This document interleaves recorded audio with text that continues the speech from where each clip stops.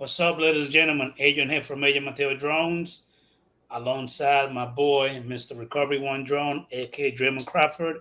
Happy New Year, brother. 2023. How you doing, man? Doing great, Adrian. Doing great. Kind of excited. In and out 2022 with a strong year as far as with my drone business, and looking forward to going to 2023. But I know there's a lot of questions out there that need to be answered. So tonight we're just going to dip into a little information. But first, we're going to let you go through the list of say hello to who's here, and I'm sure this room's going to fill up pretty fast. Yeah, it's filling up pretty fast. There's been a couple of guys that was actually talking to me earlier. Um, Pretty much starting with Mr. What you call it, Mr. Drone Shots Jody, Stephen Drones. How you doing, brother? Thank you for popping in.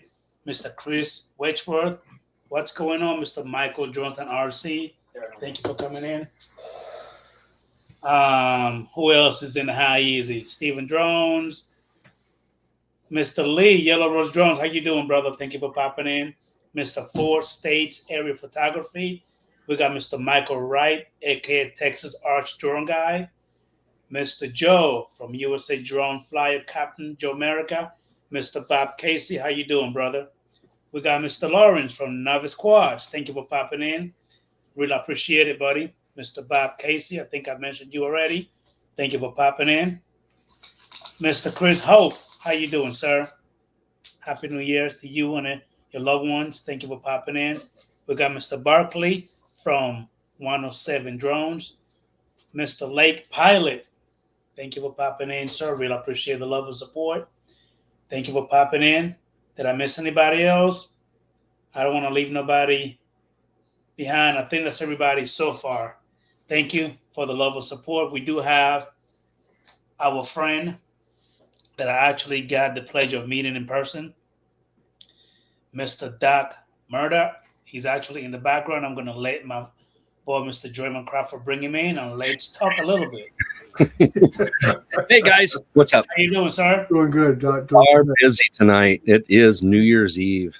Yes, and like I said, we're going to make this a fast and hard. Try to keep it under an hour. Oh, we'll keep it to an hour. Yep, without a doubt. I can just keep it to an hour tonight. Yeah, and I said what I did, Doc, is I went back and found some documents that relate to this topic tonight, so these guys will at least be able to see some things for themselves. And I always encourage folks, read it for yourself. Just don't take what we say. Go. I also did the same. I have the links I can put in the chat. Okay. I probably ought to do that while you guys talk a little bit. I'll put all the links to what I'm going to show in the chat. Okay. In the actual chat. Probably going to do the same thing I got here because I got everything from the AC 95.57C. That's link, part of it. And I got the page from I think from Pilot Institute and the actual page from the FAA site. And I guess I have a special page from the only group that has the CBO at this time that I'm aware of, Freedom Coalition. FAA. Well, FAA has has all three CBOs on the website. Right. Question, Doc Murdoch. Yes. What does CBO stand for? Community-based organization. You know what, Dre? I think you and I nailed it last time we were talking. It's community-based organization stuff and everything. But like I say, I think you go ahead and say hello to everybody. Did you get Novice Quad? Yes, I got Lawrence, Novice Quad. We got Mr. Mickey, MCH. Thank you for popping in. I really appreciate it. Thank you, Doc Murdoch, for that link, sir. I'm dropping all the links right now, so everybody can scroll back and go find them. Right. Okay. So as Doc's dropping the links in the chat, I'm gonna go ahead and bring up some stuff here myself, and share this stuff. Okay, I forgot I put that on the actual page, dummy. So keep talking, Adrian. Keep talking. While you're at it, Doc Murdoch, what does FRIA stand for? Oh goodness, FAA Recognized Identification Area. Okay. All right. Let me go and see if I can share this real quick here. Right. We'll get started. You get started with yours, Dre, and then I'll drop mine because I've got mine through OBS where I can actually switch my screen and put it right on my spot. Right. And, hold on a second, Dre. Wait a minute. Just real quick. So I do have a quick question, Doc Murdoch. Sure, shoot. When you actually came on the show last weekend, that was my first time actually hearing about CBO. So I Okay. guess I was unaware of that. So that's my mistake for not doing my own research. I'm not perfect, but I haven't heard about it yet. And Dre told me as we were talking in the background yesterday, and he said that it's been out. And today, matter of fact, that it's been out for about, I would say 6 months, like back in June. Kind But of. The I don't really regulation need, has actually been there since the NPRM was finalized. I The haven't really problem heard. is the FAA had not finalized how they were going to vet everybody. Okay, so I guess that's the reason why not really that much people are talking about it. That is correct. Okay. Okay, so I'm gonna go off here. This is what you'll get off the official FAA site recognizing community-based organizations. So give you guys a little background on that. Community-based organization is basically a nonprofit organization that can be created. I have ran nonprofits in my past, so I know it's usually going to be you have to form a board, file the proper paperwork for internal revenue purposes, and you'll be able to classify as a 501c3. That is a nonprofit organization. This is just basically for tax purposes in case you get donations and things of that nature. You don't have to turn around and pay taxes on that money because you're a nonprofit. Okay, so that's how a CBO is formed and how it can be organized.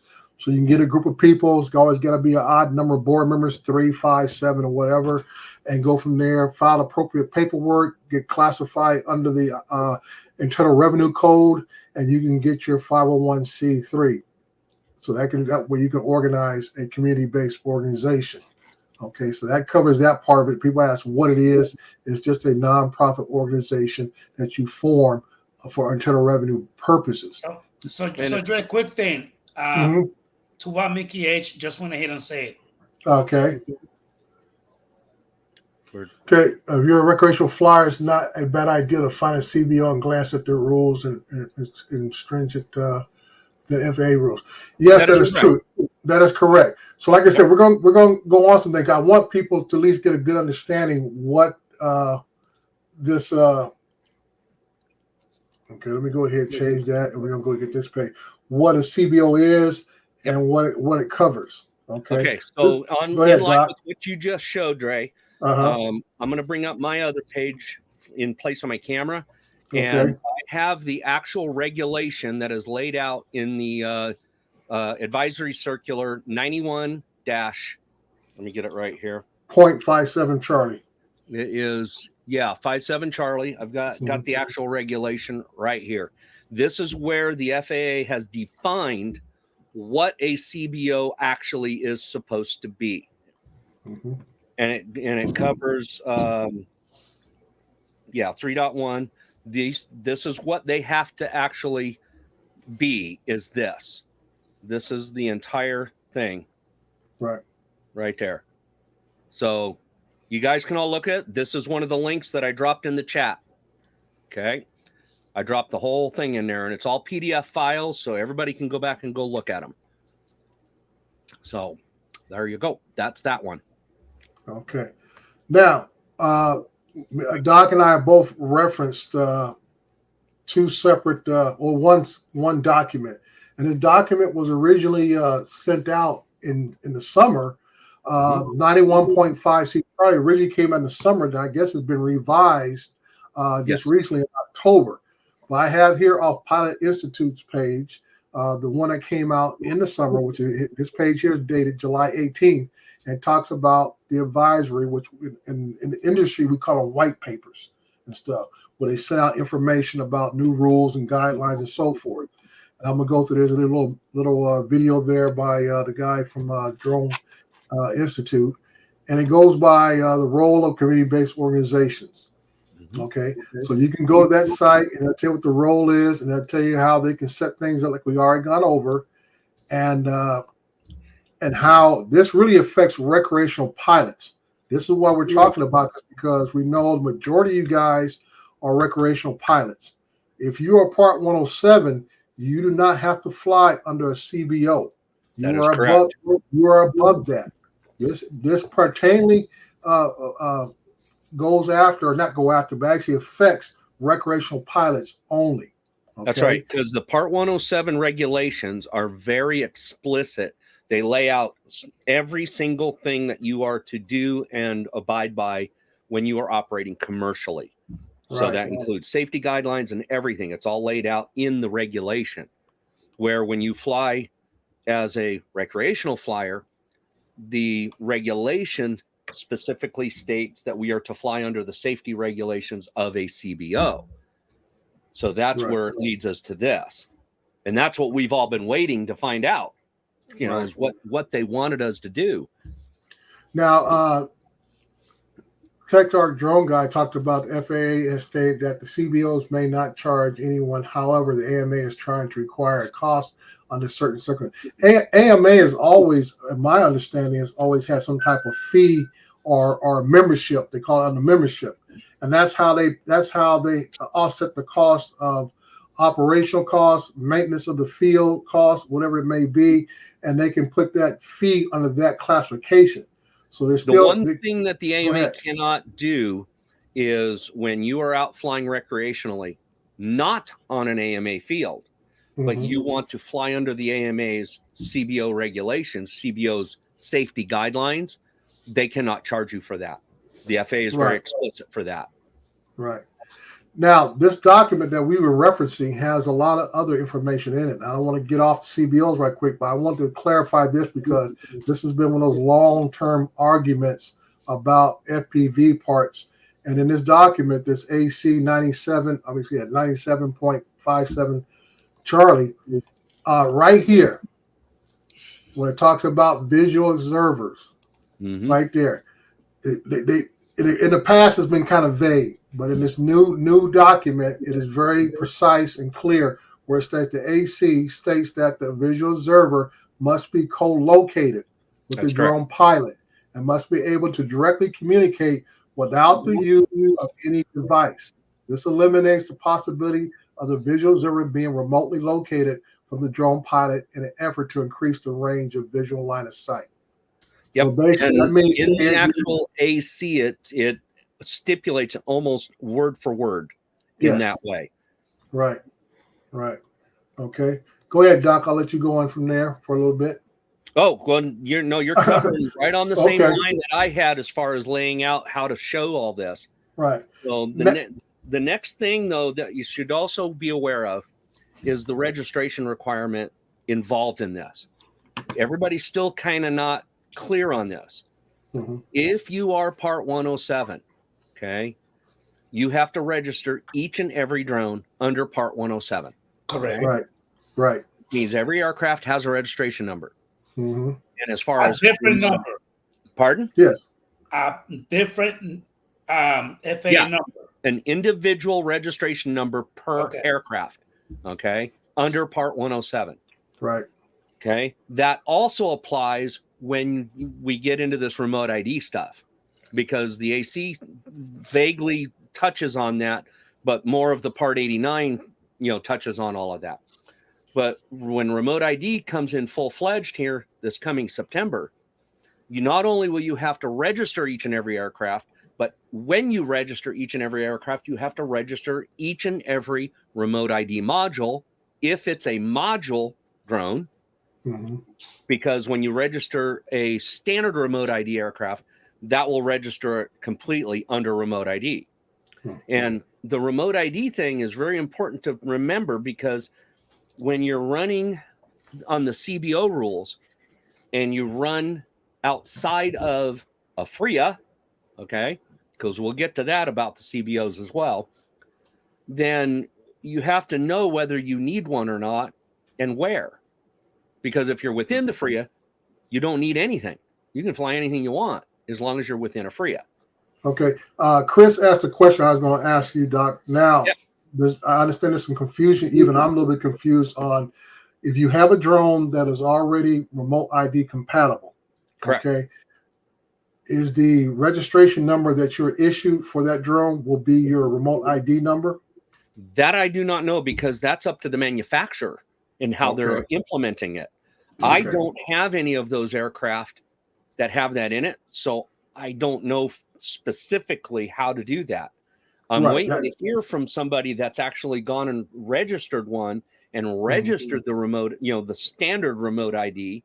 Right. And tell us what they asked for and what it required. That way we can get that clarified. But as far as the module is concerned, right, the module will have its own ID. Purchase the module, it will have a unique serial number as part of the documentation. Right. And I'm glad both of you brought that up. I'm like you, Andre, because again, I have several drones that already has that remote ID stuff built in it, like my Mavic 3. Yep. You know what I mean? And the Air 2S. But also, as we spoke last week, I don't know if you remember, Doc Murdoch and people on the chat, on my DJI Mavic 2 Pro, the DJI Mavic 2 Zoom, and also the DJI Phantom 4 Pro V Plug that I have. Dre and I were actually tinkering with it, and we found that there's a part in there that says remote ID already in it. Right. Not with an update like the new drone did, but it's already there. So that's what Dre asked. Does that mean that maybe I'm kind of speculating, maybe our FAA number will have to go under that part? You know what I mean? And that would pretty much, And that's the thing. We don't know for certain. Nobody has come out and said, this is what you do with this drone. Like DJI hasn't even put anything out saying, this is how you do it. With a standard remote ID. Look what Chris just went ahead and put here. Right. If you have a new drone, it will ask you if you have a remote ID serial number. But like Doc is saying, at this time, the FAA has not put out clear information of what that ID number will be and where it's going to be generated from. Yeah, nor DJI, if it's a DJI drone. Neither one has said specifically this is the number to use. Right. So now, talking about the module part, I did go online and found the one company that's, I guess, has one out in the market. They got two versions. One is a larger version, which is about, it looks like it's about 1.5 inches, 2 inches long by about maybe 1/2 inch wide, which is the full module itself. And then they have another one called it's a smaller module, maybe about 1 inch in length and about 1/2 inch wide, that you have to attach it to maybe an FPV quad or whatever, because it shows the little cables that you can attach for power support. What company is that, Dre? It's around the tip of my tongue. I looked at it earlier today. I can't remember the name of it right off the top of my head. I have to go back and look at it. Like I told Adrian, they're not cheap. The larger one is going for like $399, I think it was, and the smaller one was going for $299 for the larger one and like $199 for the small one. But my question is, Doc Murdoch, like Dre and I was talking, if that thing is about that freaking long, it's a problem. Because you already know the propellers are long. Where are you going to put that on the drone? Where? That's right. Yeah. Most of these companies are designing these things with the professional drones in mind, not the consumer drones. But one thing is, Dre and I was actually off speculating, maybe they need to make those the size of a beacon that we normally put on our drone. That would be perfect right there. Yeah. I have an email thing going on with one of the companies right now. The company is Blue Mark. Okay. That's the one that I've been talking to. And he came back because I'd asked him, are you making something for the FPV world? Because all of this stuff's all fine and well and good for commercial drones, for the big guys. What about for the ones that are this big? And he actually emailed me back and says, well, how big does it have to be? Because he wasn't an FPVer. Right. So I sent him a big, long email, detailing all of the information. So I'm probably hear back from him after the holidays, and we'll see what happens with that. Yeah. So, to cover Captain Joe America's question, this is what we're waiting to find out, is what the FAA and the manufacturer are going to designate or tell us what this remote ID number is going to be and how we're able to obtain it. So that's still a question that's not answered yet. Yep. It's still kind of in that gray area. So, but yeah, it's just one of those things, when this all plays into the CBO part too. There it is. Doc Barkley just put it up. Drone Tag. That's the name of the company that's made. Yeah, that's the other one. Yeah. Yeah. Drone Tag is what I saw earlier. So just remember, if you're Part 107, you do not have to recognize a CBO. Okay. If you are performing 107 operations, that's the key words. If you are 107, but you're out flying recreationally, then, and if somebody asks, then you need to tell them, yes, I'm working under XYZ CBO safety rules. Now, hey, brother Maverick Channel, how you doing? Aldi, it's time to fly. David Lorenzo, Mr. Got a lot of guys in tonight. for popping in. Jim's droning. Who else popped in? Hey, brother Leonard, aka JSK Enterprise. And my little one just came to visit me. She just opened the door, just kicked it. Yeah. They say, hey. Maverick Channel, yes, you are absolutely right on that statement. That is the FAA's position. Hey, baby. Okay. As far as whether you are 107 or whether you're recreational. Give me a kiss.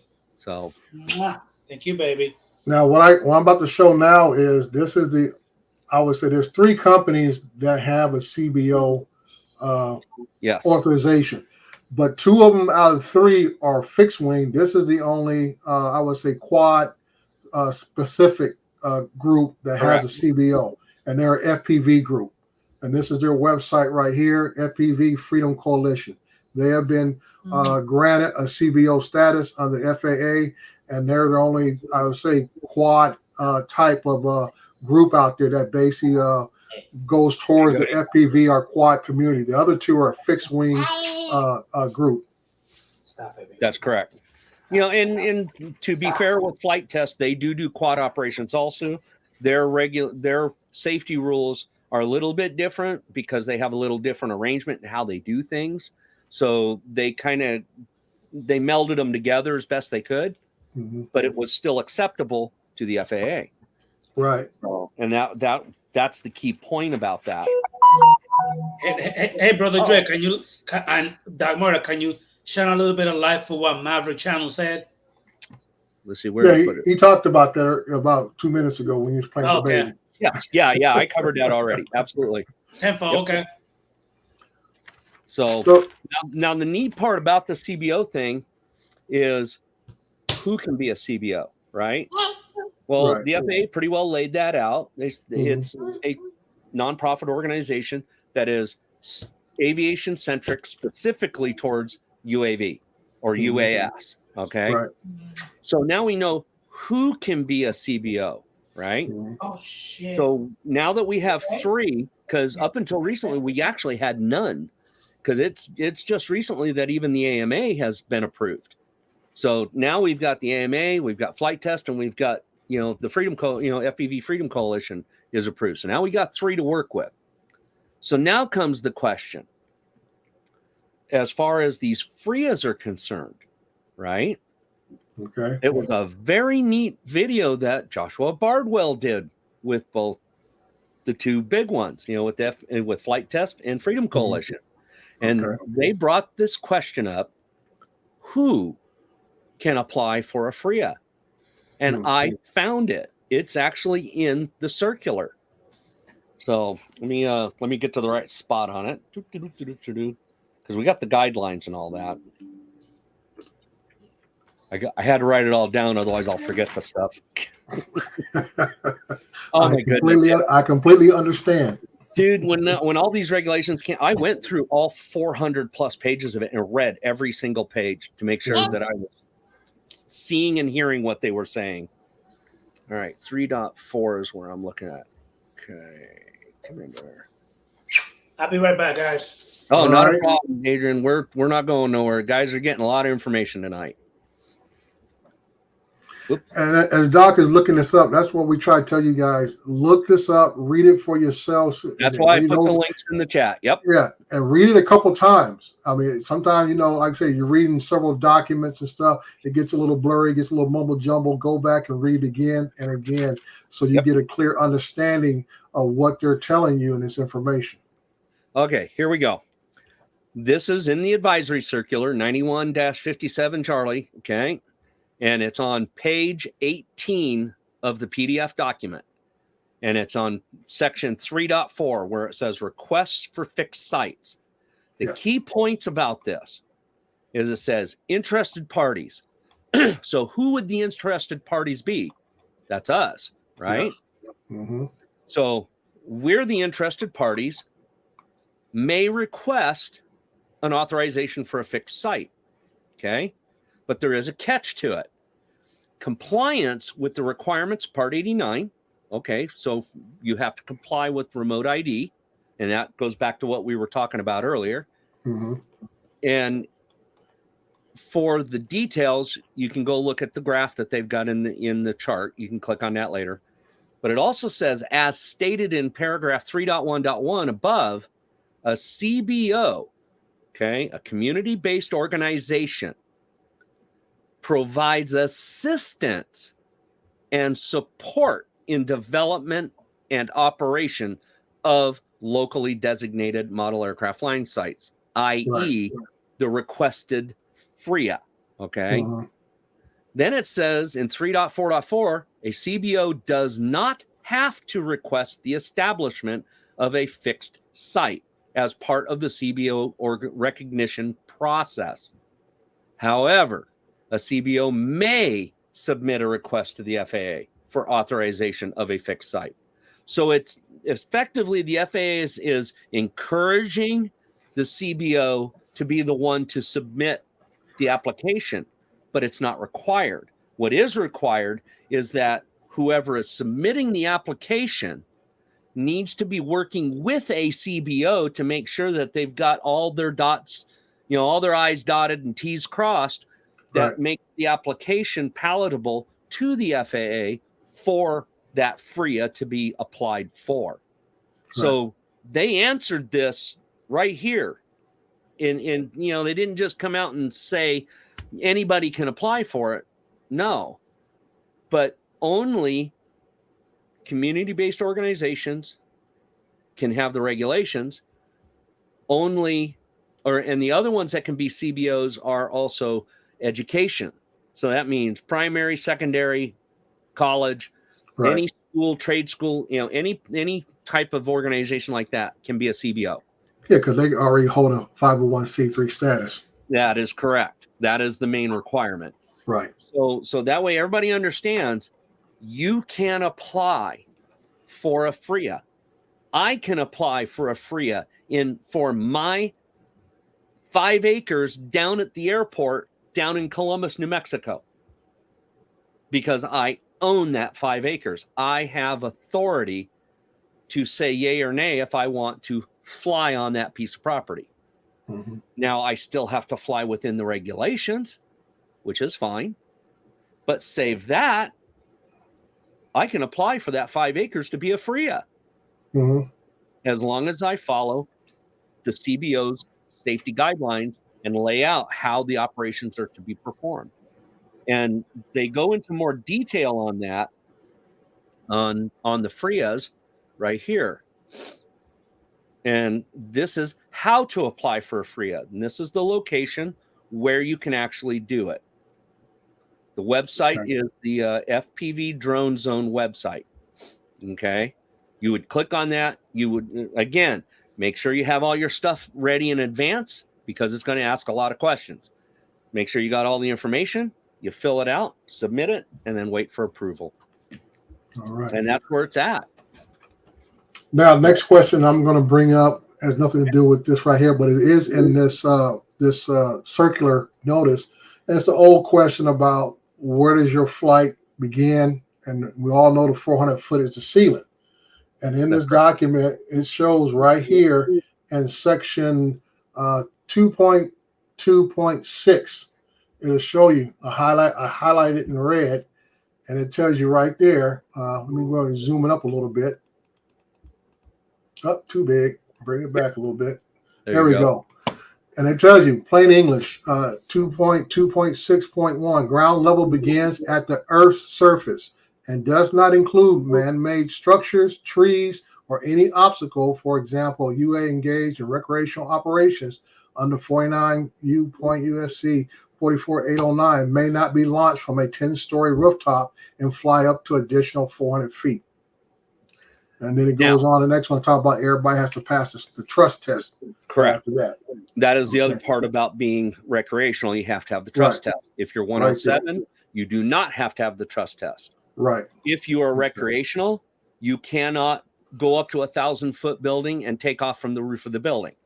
If you are 107, you can go up to 1,000-foot building and take off from the roof of the building and still fly 400 feet above that. Right.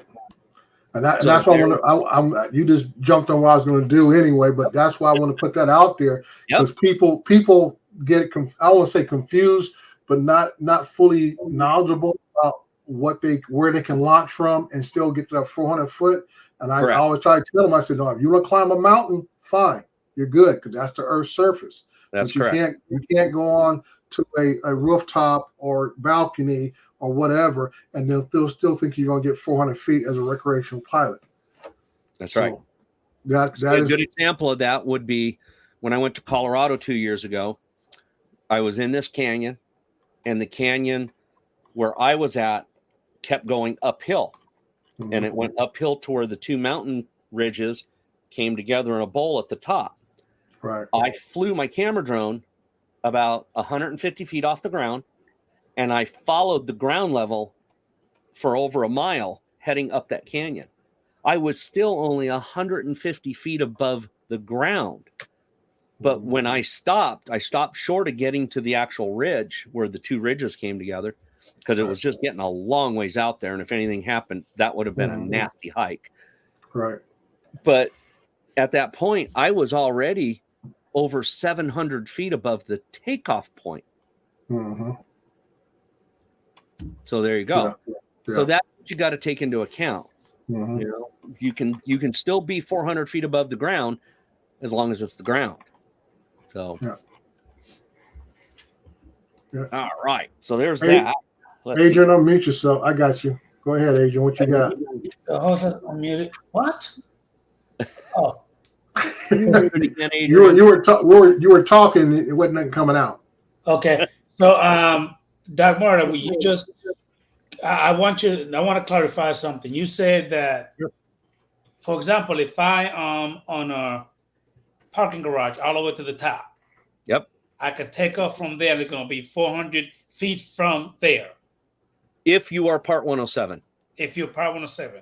Okay. If you are recreational, let's say that parking garage is a 10-story parking garage. Each story is about, let's say for argument's sake, 12 feet. Right? Yeah. So you're already 120 feet above ground level. You understand? So you can only go another 280 feet above the parking structure. Okay. Okay. As far as recreationally. And those are the key words. Okay. Let's see here. Happy New Year, Scrooge. You too, Maddie.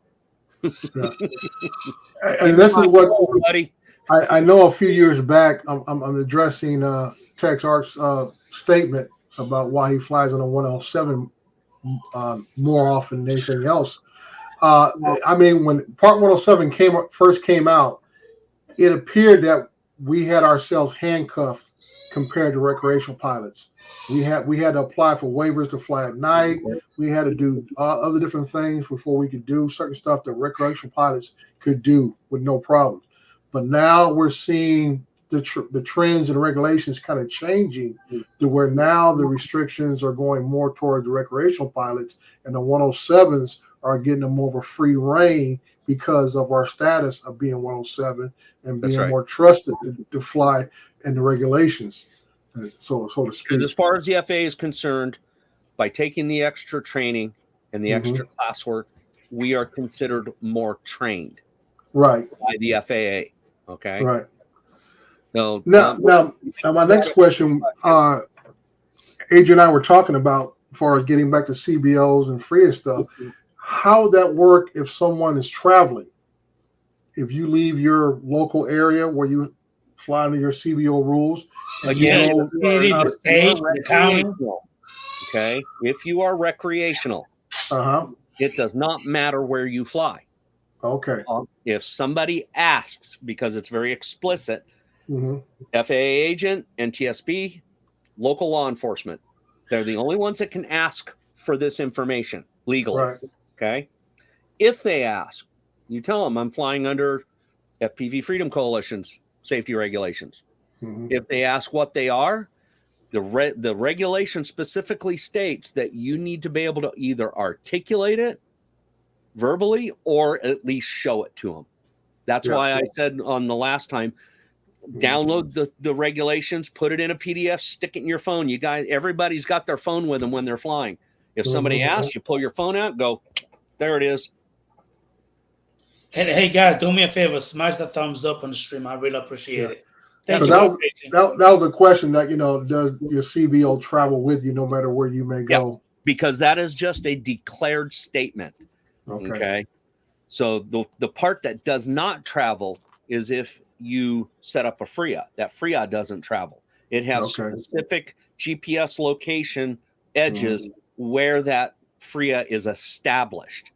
Because the FAA is going to put that on a map and going to say, this is a no-fly zone for commercial UAS up to this elevation, whatever that elevation is. Right. Okay. So, Mike asked a question about the takeoff stuff here. He said, but what is your approach to begin your flight at the top of a 600-foot deep canyon? It's no different. Yeah. Okay. Now, if you are recreational, your takeoff point is the ground level. And if you fly into the canyon's still ground level. So as long as you stay within 400 feet of the ground level, whether you got to fly back up the canyon or not, you're good. That's what the regulation's basically saying. Right.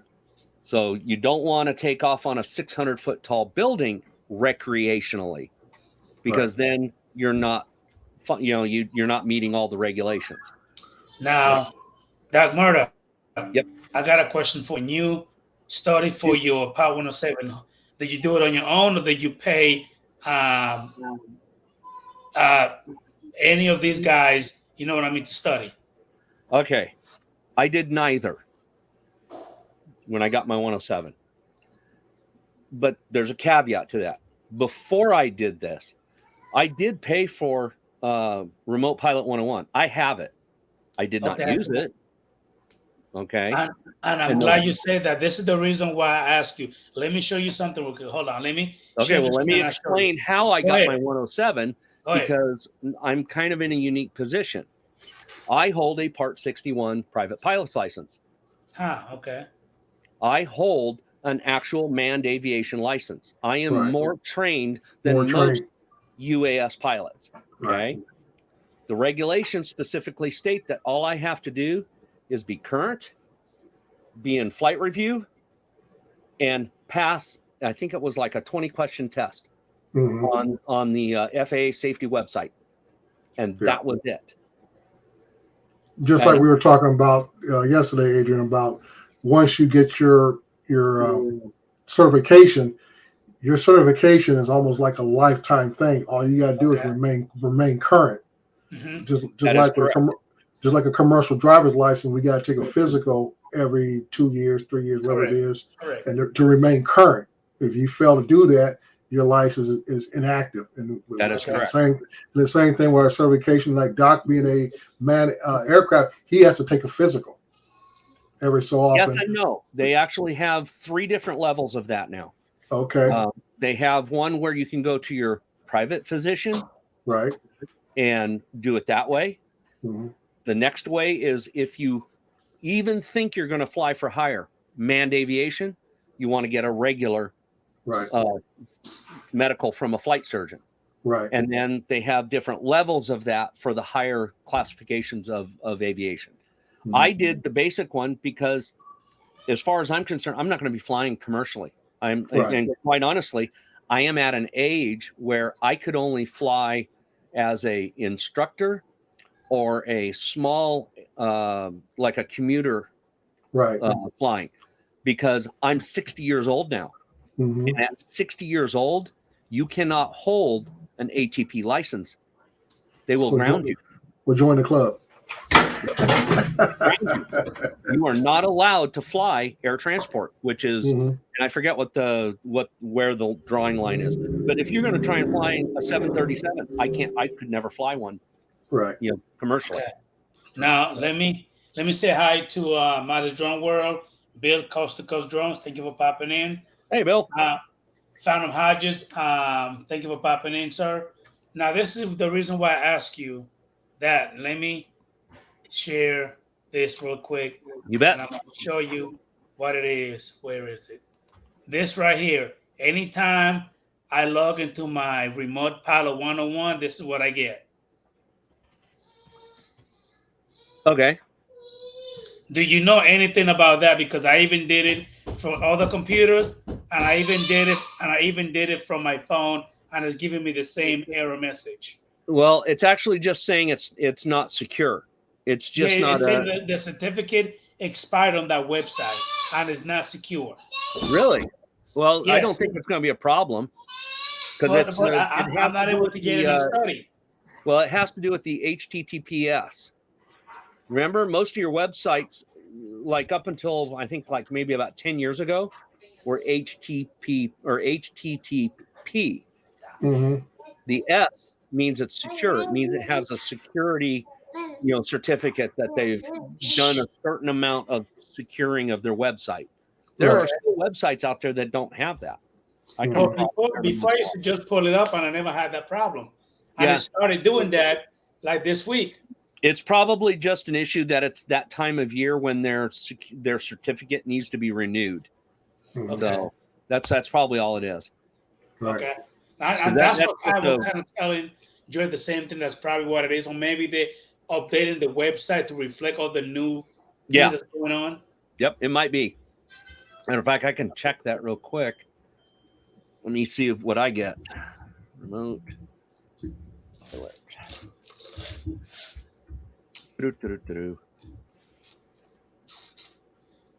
Website. Yeah, I get the same thing.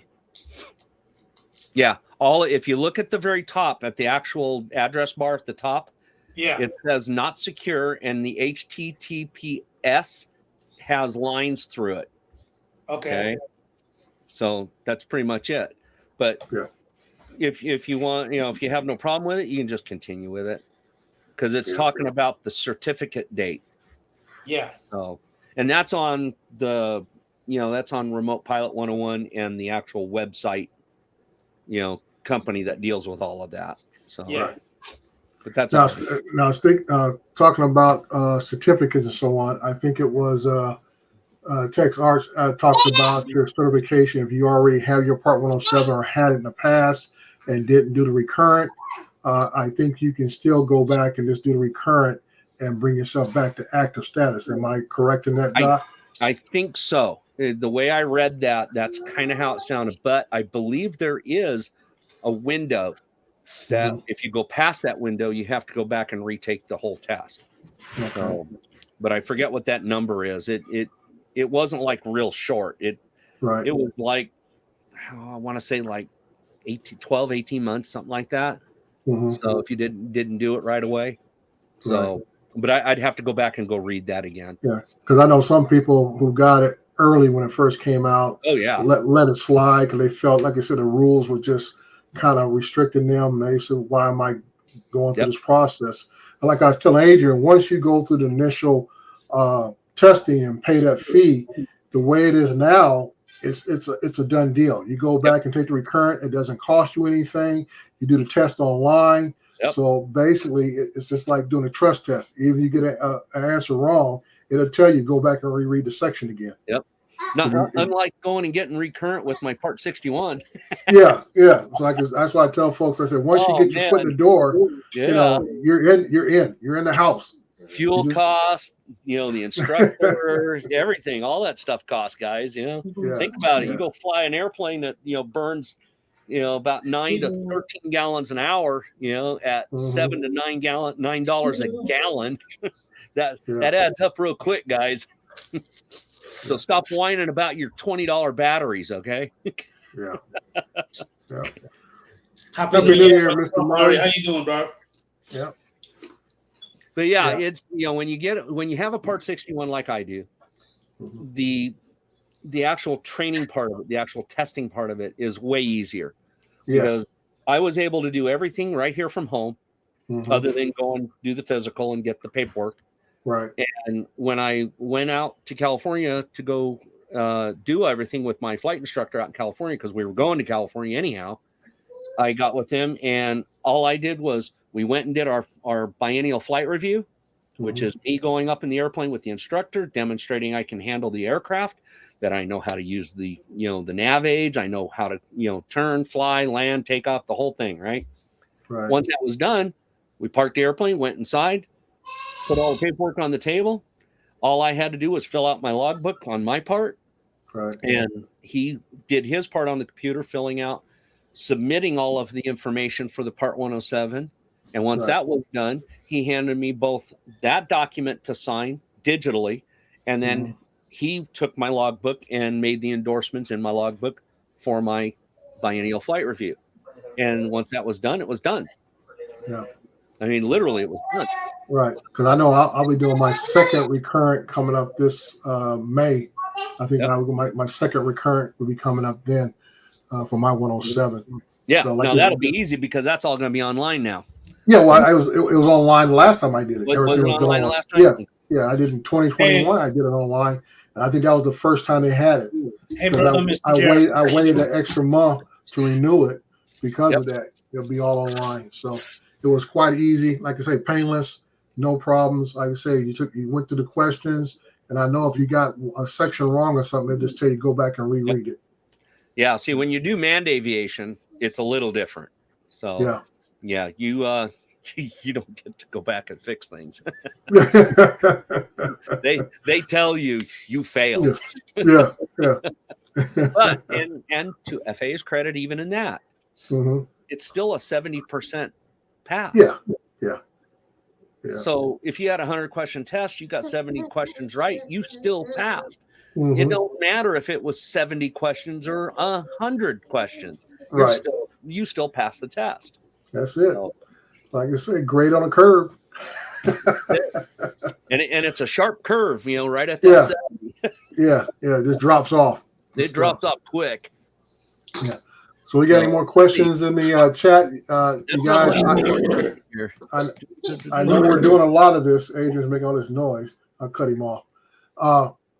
This is our chance. I know this is coming up. 2023 is going to be a big year for drones. This is going to be the biggie. Yep. Yeah, this is the remote ID, these FRIAs, these CBOs, all this stuff is all going to start coming into play, and all of us need to be up to speed on what's going on and know how we need to conduct ourselves and know how to navigate what we're doing out there as recreational pilots or Part 107s. That's right. We need to know what we're doing out there to alleviate issues. Because as we all know, some of us have had the Karen experience or the kid experience and stuff, and this is where you can avoid it as much as possible. Because we're talking about local law enforcement may be the sole individuals who are going to be the enforcement part of this. That's right. Now, something to take into mind about all that, everybody's going to have to really think about this. If you're going to be Part 107 or you're going to fly recreationally, but you're going to post your videos. Now think about it. FAA still is there's still kind of gray area on this. Right. And they, when this goes into effect in September, I have a distinct feeling they're going to take a sharper look at this at that point. I think they're just waiting for all this remote ID stuff to finally get fully implemented. But if you are posting on any social media, even though you're flying recreationally and it's just for fun, that can still be monetized. And that's what the FAA is looking at. Yep. So in that light, my suggestion would be to get the 107 just in case. It doesn't mean you have to use it and go out and go actually do things for hire. But let's say you post all these things on your YouTube channel, right? and you cross over that 1,000 subscriber mark, and you go, oh, cool. Well, now I can run ads on the channel. Right. And I make a couple of bucks, right? Mm-hmm. You just cross the line of recreational versus 107. Right. So that's why I say that. I'm not trying to push 107 or push recreational, but it's a matter of if you're posting. FAA is still kind of on the out and out on this at the moment, but I think it's going to come to a head after September. They're going to have a hard line that they're going to be able to take and say, look, these regulations have been in place long enough now. It's very explicit. Do it right, or we're going to have to take action. Yeah. And like I always say, Doc, is that eventually somebody's going to be the poster child. That's right. We've already had a few. Yeah, we've already had some already. They were kind of out there, but I think it's going to come down to they're going to start taking on the lesser out there ones. So just kind of food for thought, everybody. Okay, food for thought. Yeah. So, and I see I've already seen some comments of people saying that you're not monetized, whatever. But see, the thing is here is, and we know all of us who do have YouTube channels know that about a year or two ago, YouTube started putting ads on everybody's videos. So now, so technically, they are, even though you're not monetized or you're getting money back, but YouTube is generating funding by putting ads on, no matter how many subscribers you have or not. They're putting ads on a lot of your videos. You may not see it yourself, but all the rest of us who see your videos, we're seeing it. That's right. They had to come on before or at the end, and sometimes those come right in the middle of your short little 5-minute flight, and boom, there's an ad. That's right. 107. Yeah, Dre just answered your question.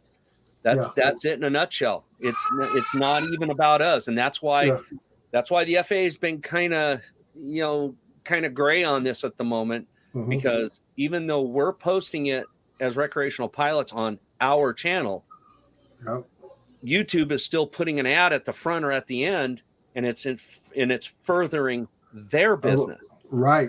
It's in furtherance of a business. And that's the key language. And that's the key language that they always fall back to. Absolutely. Yep. And just so everybody understands, even though I'm a Part 61 pilot, I got my 107, all that, FAA is not your friend. Okay? Do not make that mistake and think that they are there for us. They are not.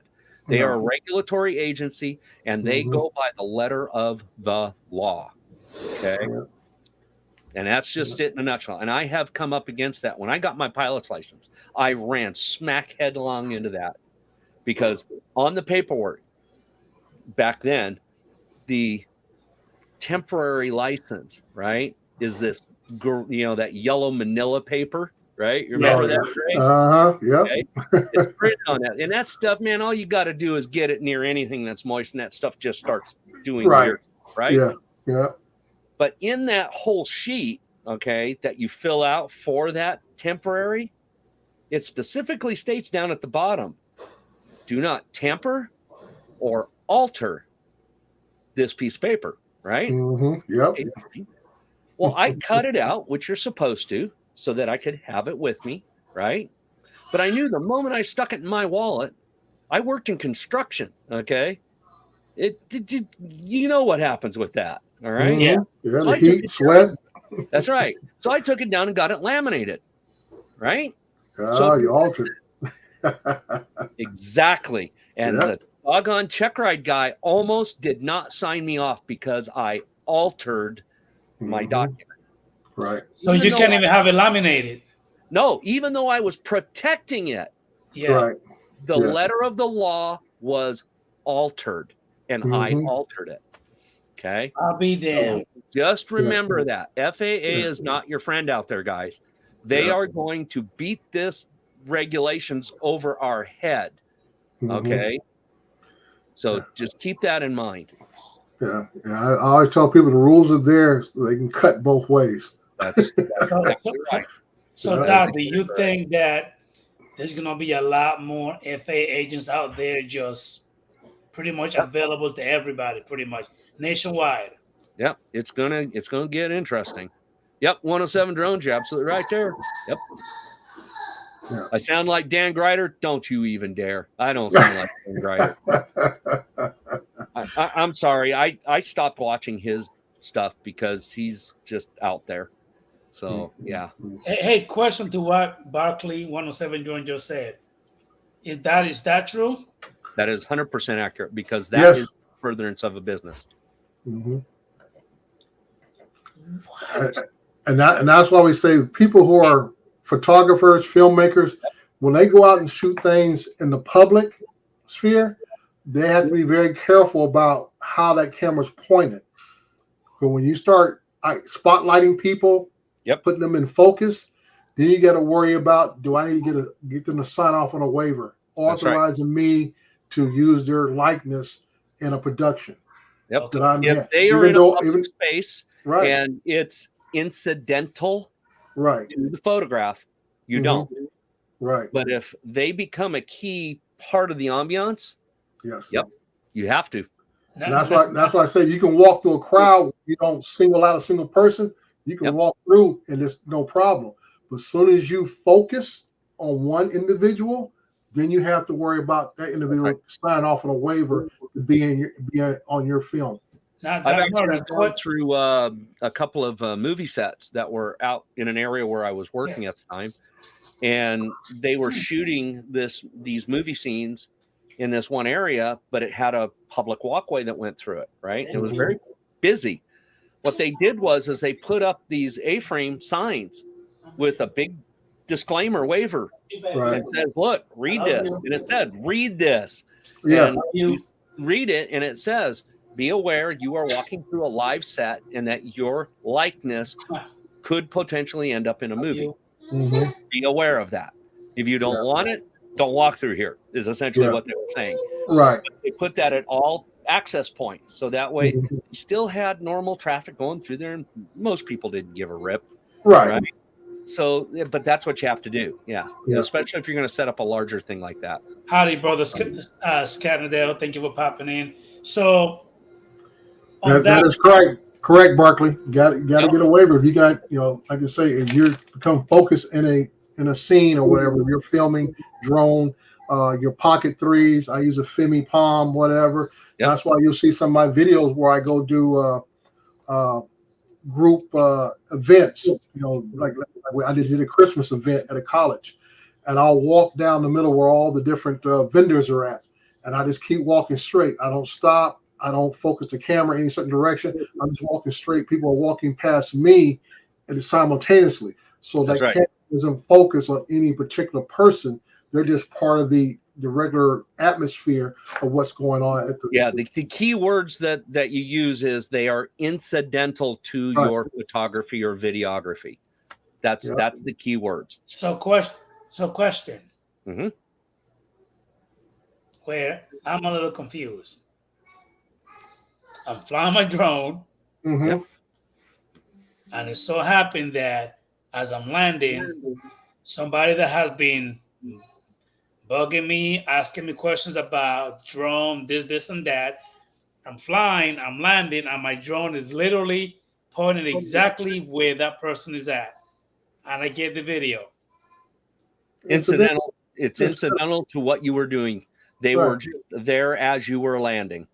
Mm-hmm. Okay. So if I want to post that video because I don't want to edit nothing, do I need to ask him or ask that person, hey? No. Nope. So how do I go about it? I could just post it then? Absolutely. Yeah. Because here's the thing, Adrian. You were in the landing mode, right? Yes. He was standing right where the camera was pointing, where the aircraft was landing. Correct. You did not point the camera at him purposefully. Okay. All right. Okay. And there it is. It's incidental. Now, what about? I remember a long time ago.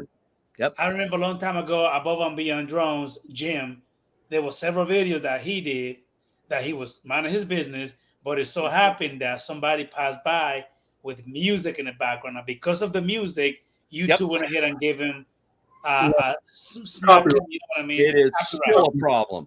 That is still a problem. but he never intended for any music to happen at that moment. But it did. Now, he can go back to YouTube and say, "Hey, I have no control over that." You know, so yeah, that's just and it still happens to this day. There are still people that are out doing like IRL type live streaming, and they're walking down a street, you know, where there's businesses and restaurants, and inside those businesses they got music playing. Yeah, that's an issue, and they have to fight with that all the time. So because they always have to go back to YouTube if they get a strike, and they have to go back and say, "Hey, I'm not playing that music. I'm walking by this business, and I can't tell them to turn the music off." Okay. Right. So, and that's what it is. So yeah. So let's see. What does that say on Coast to Coast? But you can film anywhere in public. Absolutely. Yep. Right. No release needed. That's right. But okay, gentlemen. It does come down to, are you focusing on one individual? Right. That's the key point. Okay. So keep that in mind. All right. Hey, we done our hour. I think we put out a lot of good information. Absolutely. I know folks are getting ready, especially folks on the East Coast. It is getting close to that time, so I don't want to be cause of somebody missing the ball drop or whatever else you got planned. All I want to say is I wish everyone here a very merry, safe New Year's Eve, and make sure we see you next year. So take care of yourself, take care of your families, and continue to fly safely and within the rules and guidelines. You got anything for us, Doc? Good night, not to the little one. All right, Adrian, let you close out. I do want to thank everyone in the chat for popping in. It was a great show. I really enjoyed it. I learned a lot. I'm going to actually click on every single one of those links and take my time and read them. Yep. And memorize them as much as I can, because there's a lot to observe. Matter of fact, Adrian, what I'll do is I'll take the links that I put in the chat. Yeah. I'll send them to you through Messenger. You can then put all those links and put them in the description of the video after it posts. Okay. Okay. So that way they don't have to scroll through the live chat trying to find them. Yes. Yeah, so, and again, thank you everybody for stopping in the chat. Appreciate it. Happy New Year to everybody. Thank you for the love and support. And I'll see you guys on the next one. See you next year. Next year. That's right.